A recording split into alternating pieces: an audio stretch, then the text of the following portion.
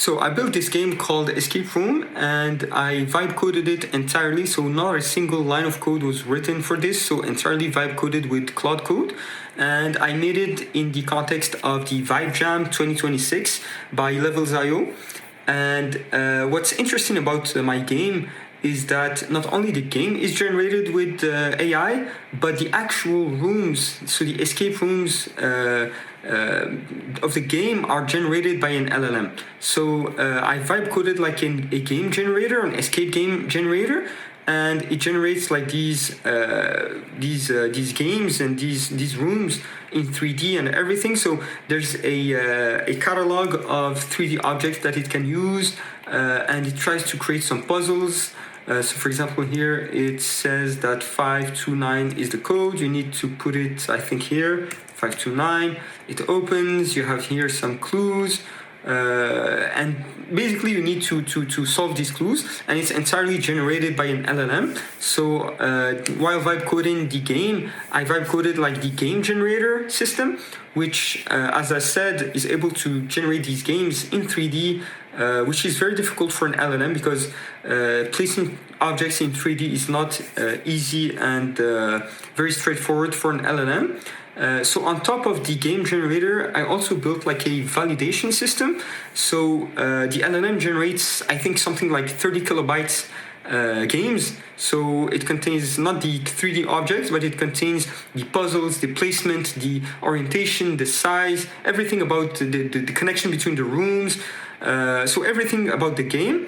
But of course, generating this massive JSON representation of these rooms, of course, it does make mistakes. So the validator system that I've built solves this by doing like a lot of basic checks and goes back to the LLM so that it can correct the JSON to solve these issues. So like one of the very basic checks that the validator does is that, for example, it checks if you place an object on another object. You of course need to check that the object you put on top is smaller than the surface area of the object you're gonna put it on. So, and there's a lot of things like that, like verifying the puzzles and ensuring that, let's say, if we want to open this chest, we need a key. We need to check that the key is in this room, not in the next room, which is closed. So it does like various checks, and it goes back and forth with the LLM to try to generate the game and solves all these issues. So this was a very interesting puzzle to build. There's also, while generating the game, what I've done is that I let Claude generate games via the game generator system, and then it tries them and tries to solve them, and then figures out issues and iteratively improve the game generator, but also the validator system. So it did that like a few times or many times to solve these issues and to be a lot more accurate and a lot more robust when generating these new games. And yeah, I also did this game or this object manager system. So I let Claude import something like 400 3D models, so objects, into the game, and then you can customize these objects. For example, here, let's say here you have a mailbox. You need to ensure that the object has a physical size that is that makes sense. So here it's already like it already has a scale that makes sense, so it's fine. But you can add things like, for example, here we added an image surface. So here you see you can put a house number here. So when the LLM or the game generator tries to use this object, it can, for example, put a clue in that image surface. You can have things like doors, of course. So there's doors like these. They can open and close.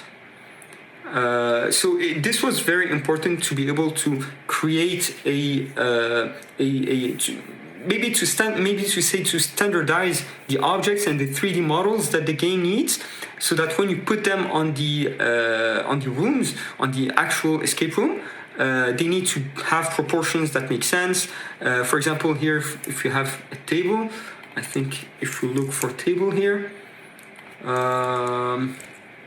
yeah, you see for this table, for example, you have what we call a host surface. So the top of the table can host other objects and things like that. So that's pretty much how the game or the system works.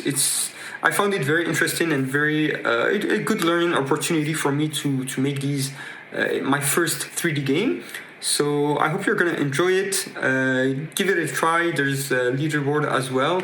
So feel free to play the games and enjoy them. I also put here the attribution, so all the 3D objects that were imported by Claude within different websites. So yeah, feel free to check it out and enjoy this game.